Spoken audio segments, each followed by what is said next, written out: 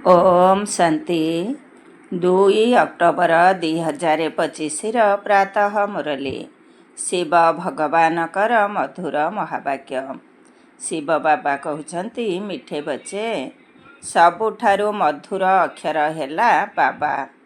तुम मुखरु सर्वदा बाबा बाबा शब्द बाहरु समस्तंकु शिव बाबांकर परिचय देई चाल। सबुठारु मधुर अक्षर हैला बाबा।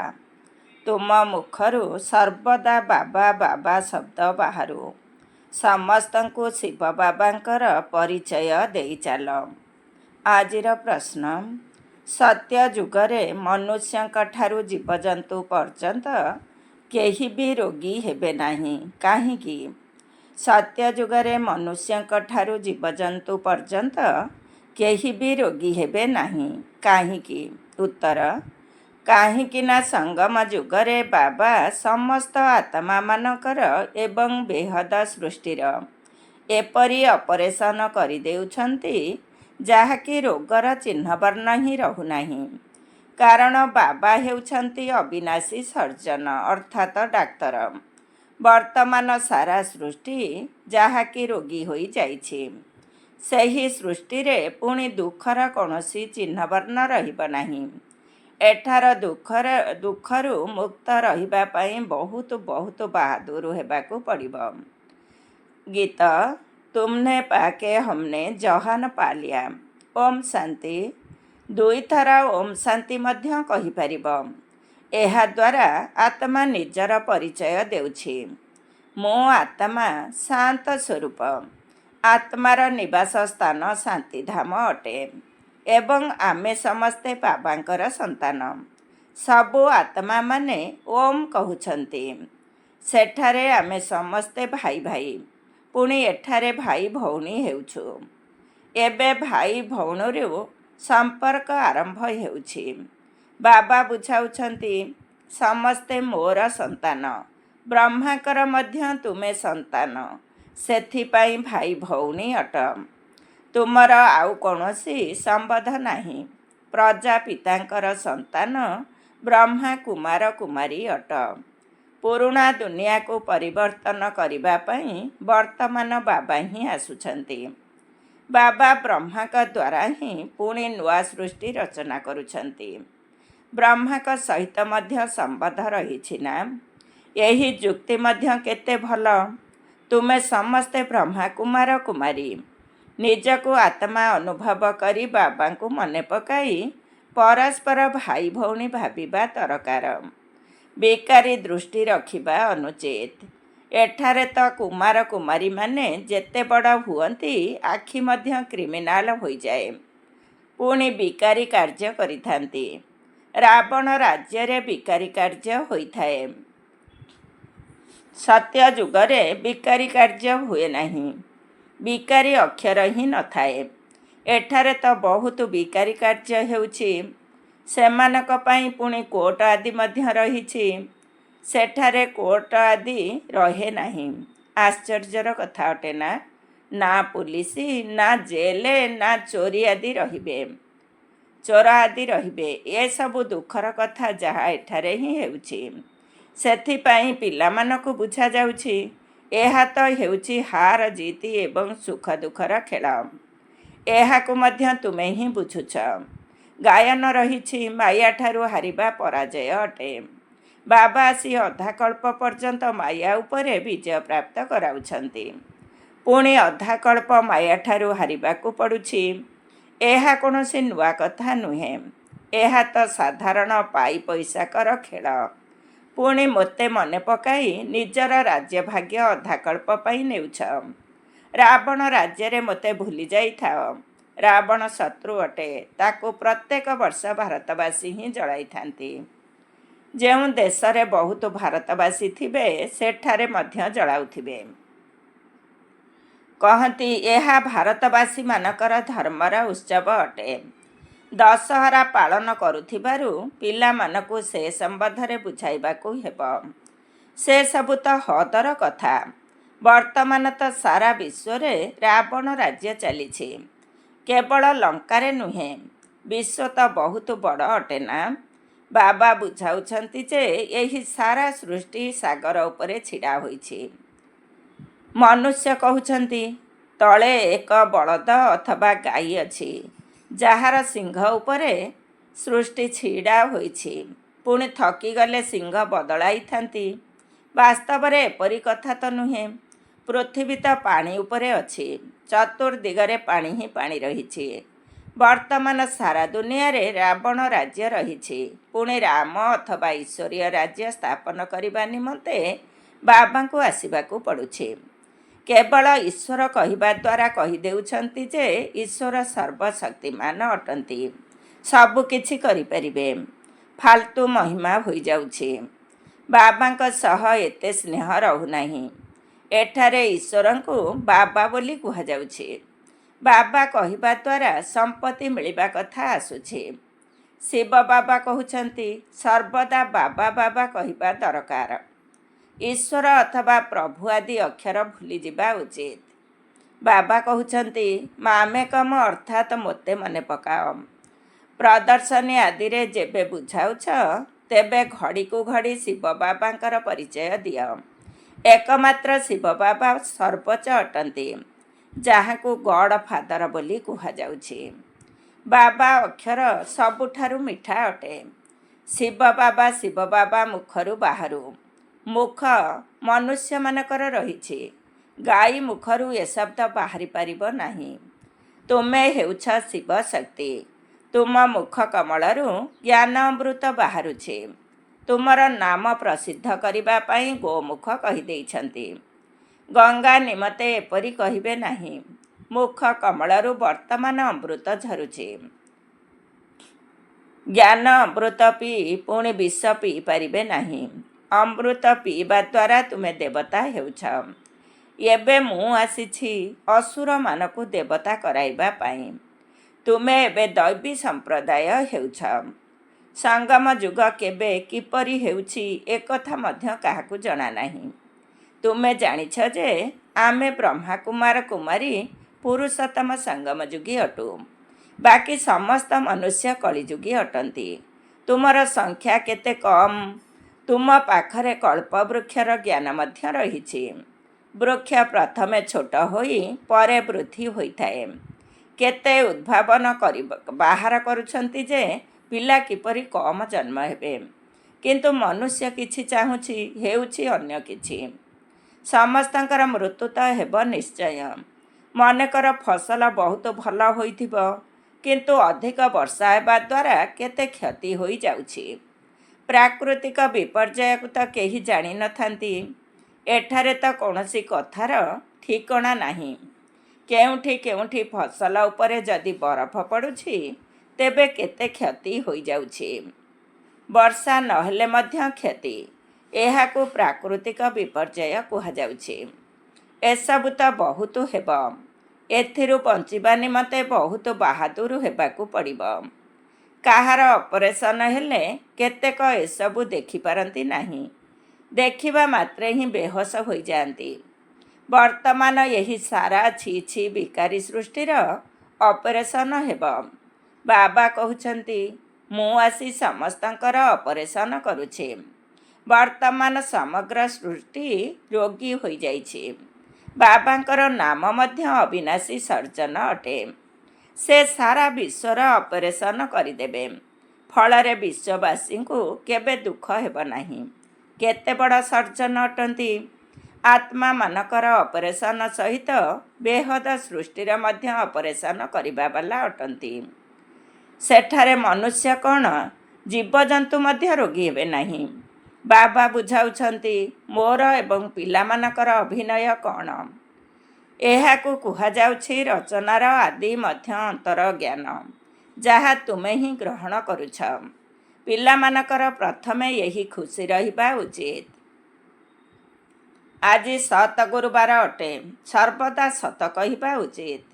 ବ୍ୟାପାରରେ ମଧ୍ୟ କହିଥାନ୍ତି ନା, ସତ୍ୟ କୁହ, ଠକାମି କର ନାହିଁ। ତଥାପି ଲୋଭଗ୍ରସ୍ତ ହୋଇ ଅଧିକ ଦାମ କହି ସଉଦା କରିଥାନ୍ତି। କେହି କେବେ ସତ୍ୟ କହୁନାହାନ୍ତି, ମିଛ ହିଁ ମିଛ କହୁଛନ୍ତି। ସେଥିପାଇଁ ସତକୁ ମନେ ପକାଉଛନ୍ତି। କହନ୍ତି ନା, ସତନାମ ସଙ୍ଗ ହେ। ଏବେ ତୁମେ ଜାଣୁଛ ଯେଉଁ ବାବା ସତ୍ୟ ଅଟନ୍ତି ସେ ହିଁ ଆମ ଆତ୍ମାମାନଙ୍କର ସଙ୍ଗରେ ଯିବେ। ବର୍ତ୍ତମାନ ସତ୍ୟ ସହିତ ତୁମ ଆତ୍ମାମାନଙ୍କର ସଙ୍ଗ ହୋଇଥିବାରୁ ତୁମେ ହିଁ ସାଥିରେ ଯିବ। ତୁମେମାନେ ଜାଣିଛ ଯେ ଶିବ ବାବା ଆସିଛନ୍ତି, ଯାହାକୁ ଟ୍ରୁଥ୍ ବା ସତ୍ୟ ବୋଲି କୁହାଯାଉଛି। ସେ କଳ୍ପରେ ଥରେ ମାତ୍ର ଆମ ଆତ୍ମାମାନଙ୍କୁ ପବିତ୍ର କରାଇ ସାଥିରେ ନେଇଯିବେ। ସତ୍ୟ ଯୁଗରେ ଏପରି କହନ୍ତି ନାହିଁ ଯେ ରାମ ରାମ ସଙ୍ଗ କର ବା ସତ୍ ନାମ ସଙ୍ଗ କର। ନା, ବାବା କହୁଛନ୍ତି ଏବେ ମୁଁ ତୁମମାନଙ୍କ ପାଖକୁ ଆସିଛି, ନୟନ ଉପରେ ବସାଇ ନେଇଯିବି। ଏହା ନୟନ ନୁହେଁ, ତୃତୀୟ ନେତ୍ର। ତୁମେ ଜାଣିଛ ବର୍ତ୍ତମାନ ବାବା ଆସିଛନ୍ତି, ସାଥିରେ ନେଇଯିବେ। ଶଙ୍କରଙ୍କର ବରଯାତ୍ରୀ ନୁହେଁ, ଏହା ଶିବ ସନ୍ତାନମାନଙ୍କର ବରଯାତ୍ରୀ ଅଟେ। ସେ ପତିତମାନଙ୍କର ପତି ମଧ୍ୟ ଅଟନ୍ତି। ସେ ପତିମାନଙ୍କର ପତି ମଧ୍ୟ ଅଟନ୍ତି। କହୁଛନ୍ତି ତୁମେ ସମସ୍ତେ କନ୍ୟା ଅଟ, ମୁଁ ବର ଅଟେ। ତୁମେ ସମସ୍ତେ ପ୍ରେମିକା ଅଟ, ମୁଁ ହେଉଛି ପ୍ରେମିକ। ପ୍ରେମିକ ଜଣେ ଥାଆନ୍ତି ନା? ତୁମେମାନେ ଅଧା କଳ୍ପରୁ ମୁଁ ପ୍ରେମିକର ପ୍ରେମିକା ହୋଇଛ। ବର୍ତ୍ତମାନ ମୁଁ ଆସିଛି, ତୁମେ ସମସ୍ତେ ଭକ୍ତିନୀ ଅଟ। ଭକ୍ତମାନଙ୍କର ରକ୍ଷାକର୍ତ୍ତା ଭଗବାନ ଅଟନ୍ତି। ଶରୀର ସହିତ ଆତ୍ମା ଭକ୍ତି କରୁଛି। ସତ୍ୟଯୁଗ ତ୍ରେତାରେ ଭକ୍ତି ନଥାଏ। ଭକ୍ତିର ଫଳ ସତ୍ୟଯୁଗରେ ଭୋଗ କରୁଛ, ଯାହା ବର୍ତ୍ତମାନ ପିଲାମାନଙ୍କୁ ଦିଆଯାଉଛି। ସେ ତୁମର ପ୍ରେମିକ ଅଟନ୍ତି, ଯିଏକି ତୁମକୁ ସାଥିରେ ନେଇଯିବେ। ପୁଣି ତୁମେ ନିଜର ପୁରୁଷାର୍ଥ ଅନୁସାରେ ରାଜ୍ୟ ଭାଗ୍ୟ ନେବ। ଏକଥା କେଉଁଠାରେ ମଧ୍ୟ ଲେଖାଯାଇ ନାହିଁ। କହନ୍ତି ଶଙ୍କର ପାର୍ବତୀଙ୍କୁ ଅମର କଥା ଶୁଣାଇଥିଲେ। ତୁମେ ସମସ୍ତେ ପାର୍ବତୀ ଅଟ। ମୁଁ କଥା ଶୁଣାଉଥିବା ଅମରନାଥ ଅଟେ। ଜଣକୁ ହିଁ ଅମରନାଥ କୁହାଯାଉଛି। ଶିବ ବାବା ସର୍ବୋଚ୍ଚ ଅଟନ୍ତି। ତାଙ୍କର ତ ନିଜର ଦେହ ନାହିଁ। କହୁଛନ୍ତି ମୁଁ ଅମରନାଥ ତୁମମାନଙ୍କୁ ଅମର କଥା ଶୁଣାଉଛି। ଶଙ୍କର ପାର୍ବତୀ ଏଠାରେ କେଉଁଠୁ ଆସିଲେ? ସେମାନେ ସୂକ୍ଷ୍ମବତନରେ ହିଁ ରହିଛନ୍ତି, ଯେଉଁଠି ସୂର୍ଯ୍ୟ ଚନ୍ଦ୍ରଙ୍କର ଆଲୋକ ମଧ୍ୟ ରହେ ନାହିଁ। ସତ୍ୟ ବାବା ଏବେ ତୁମକୁ ସତ୍ୟ କଥା ଶୁଣାଉଛନ୍ତି। ବାବାଙ୍କ ବିନା ସତ୍ୟ କଥା କେହି ଶୁଣାଇ ପାରିବେ ନାହିଁ। ଏକଥା ମଧ୍ୟ ଜାଣିଛ ଯେ ବିନାଶ ହେବାରେ ସମୟ ଲାଗୁଛି। କେତେ ବଡ଼ ଦୁନିଆ ଅଟେ। କେତେ ଘରଦ୍ୱାର ସବୁ ମାଟିରେ ମିଶିଯିବ। ଭୂମିକମ୍ପରେ କେତେ କ୍ଷତି ହେଉଛି, କେତେ ମରୁଛନ୍ତି। ବାକି ତୁମର ଛୋଟ ଗଛଟିଏ ରହିବ, ଅର୍ଥାତ୍ ଜନସଂଖ୍ୟା ବହୁତ କମ୍ ରହିବେ। ଦିଲ୍ଲୀ ପରିସ୍ଥାନ ହୋଇଯିବ। ଗୋଟିଏ ହିଁ ପରିସ୍ଥାନରେ ଲକ୍ଷ୍ମୀ ନାରାୟଣଙ୍କର ରାଜ୍ୟ ଚାଲିଥାଏ। କେତେ ବଡ଼ ବଡ଼ ମହଲ ହେବ। ଏବେ ବେହଦର ସମ୍ପତ୍ତି ମିଳୁଛି। ତୁମକୁ କିଛି ଖର୍ଚ୍ଚ କରିବାକୁ ପଡ଼ୁନାହିଁ। ବାବା କହୁଛନ୍ତି ଏହାଙ୍କ ବା ବ୍ରହ୍ମାଙ୍କ ସମୟରେ କେତେ ଶସ୍ତାରେ ଶସ୍ୟ ମିଳୁଥିଲା। ତେବେ ଚିନ୍ତା କର, ସତ୍ୟ ଯୁଗରେ ଖାଦ୍ୟ ଶସ୍ୟ କେତେ ଶସ୍ତା ହେବ। ଦିଲ୍ଲୀ ପରି ଜଣ ଜଣକର ଘର ଏବଂ ଜାଗା ରହିବ। ମିଠା ନଦୀ କୂଳରେ ତୁମର ରାଜ୍ୟ ଚାଲିବ। ଜଣ ଜଣକର କ'ଣ ନ ରହିବ। ସର୍ବଦା ଅନ୍ନ ମିଳିବ। ସେଠାକାର ଫଳ ଫୁଲ ମଧ୍ୟ କେତେ ବଡ଼ ବଡ଼ ହେବ। ସାକ୍ଷାତକାରରେ ଦେଖୁଛ। ତୁମେ ସୁବିରସ ପିଇକରି ଆସୁଛ। କହୁଥିଲେ ସେଠାରେ ମାଳି ଅଛନ୍ତି। ମାଳି ତ ନିଶ୍ଚୟ ବୈକୁଣ୍ଠରେ ବା ନଦୀ କୂଳରେ ରହିବେ। ସେଠାରେ କେତେ କମ୍ ଲୋକ ରହିବେ। କେଉଁଠି ବର୍ତ୍ତମାନ ଏତେ କୋଟି ମନୁଷ୍ୟ, କେଉଁଠି ପୁଣି 9 ଲକ୍ଷ ରହିବେ ଏବଂ ସାରା ବିଶ୍ୱ ହିଁ ତୁମର ହୋଇଯିବ। ବାବା ଏପରି ରାଜତ୍ୱ ଦେଉଛନ୍ତି, ଯାହାକୁ ଆମ ପାଖରୁ କେହି ଛଡ଼ାଇ ନେଇପାରିବେ ନାହିଁ। ଧରିତ୍ରୀ ଆକାଶ ସବୁର ତୁମେ ମାଲିକ ହେବ। ଗୀତ ମଧ୍ୟ ପିଲାମାନେ ଶୁଣିଲେ। ଏପରି 6ଟି 8ଟି ଗୀତ ଅଛି, ଯାହାକୁ ଶୁଣିବା ଦ୍ୱାରା ଖୁସିର ନିଶା ଚଢ଼ିଥାଏ। ଦେଖ, ଯଦି ସ୍ଥିତି ବିଗିଡ଼ି ଯାଇଛି, ତେବେ ଗୀତ ବଜାଇ ଦିଅ। ଏହା ହେଲା ଖୁସିର ଗୀତ। ତୁମେ ତ ଅର୍ଥ ମଧ୍ୟ ଜାଣିଛ। ନିଜକୁ ହର୍ଷିତ ମୁଖ କରାଇବା ପାଇଁ ବାବା ବହୁତ ଯୁକ୍ତି ବତାଉଛନ୍ତି। ବାବାଙ୍କୁ ଲେଖୁଛନ୍ତି ବାବା ଏତେ ଖୁସି ରହୁନାହିଁ, ମାୟାର ତୋଫାନ ଆସୁଛି। ଆରେ ମାୟାର ତୋଫାନ ଆସିଲେ ତୁମେ ବାଜା ବଜାଅ। ଖୁସି ନିମନ୍ତେ ବଡ଼ ବଡ଼ ମନ୍ଦିର ଦ୍ୱାରରେ ବାଜା ବାଜିଥାଏ। ବମ୍ବେର ମାଧବବାଗ ଲକ୍ଷ୍ମୀ ନାରାୟଣ ମନ୍ଦିର ଦ୍ୱାରରେ ବି ବାଜା ବାଜିଥାଏ। ତୁମକୁ କହୁଛନ୍ତି ଏହି ସିନେମାର ରେକର୍ଡ଼ କାହିଁକି ବଜାଉଛ? ତାଙ୍କୁ କ'ଣ ଜଣା ଏହା ବି ଡ୍ରାମା ଅନୁସାରେ କାମରେ ଆସିବା ଜିନିଷ ଅଟେ। ଏହାର ଅର୍ଥ କେବଳ ତୁମେ ପିଲାମାନେ ହିଁ ବୁଝୁଛ। ଏହାକୁ ଶୁଣିବା ଦ୍ୱାରା ଖୁସି ହୋଇଯିବେ, କିନ୍ତୁ ପିଲାମାନେ ଭୁଲି ଯାଇଥାନ୍ତି। ଘରେ ଯଦି କେହି ଦୁଃଖୀ ହୋଇଛନ୍ତି, ତେବେ ଗୀତ ଶୁଣିଲେ ବହୁତ ଖୁସି ହୋଇଯିବେ। ଏହା ବହୁତ ମୂଲ୍ୟବାନ ଜିନିଷ ଅଟେ। କାହା ଘରେ ଝଗଡ଼ା ହେଉଛି, ତାଙ୍କୁ କୁହ ଭଗବାନ ଉବାଚ କାମ ମହାଶତ୍ରୁ ଅଟେ। ଏହା ଉପରେ ବିଜୟ ପ୍ରାପ୍ତ କଲେ ଆମେ ବିଶ୍ୱର ମାଲିକ ହେବା। ପୁଣି ଆମ ଉପରେ ଫୁଲର ବର୍ଷା ହୋଇ ଜୟ ଜୟକାର ହେବ। ସୁନାର ଫୁଲ ବରସିବ। ତୁମେ ଏବେ କଣ୍ଟାରୁ ସୁନାର ଫୁଲ ହେଉଛ ନା? ପୁଣି ତୁମର ଅବତରଣ ହେବ। ଫୁଲ ବର୍ଷା ହେଉନାହିଁ, କିନ୍ତୁ ତୁମେ ଫୁଲ ହୋଇ ଆସୁଛ। ମନୁଷ୍ୟ ଭାବୁଛନ୍ତି ସୁନାର ଫୁଲ ବର୍ଷା ହୁଏ।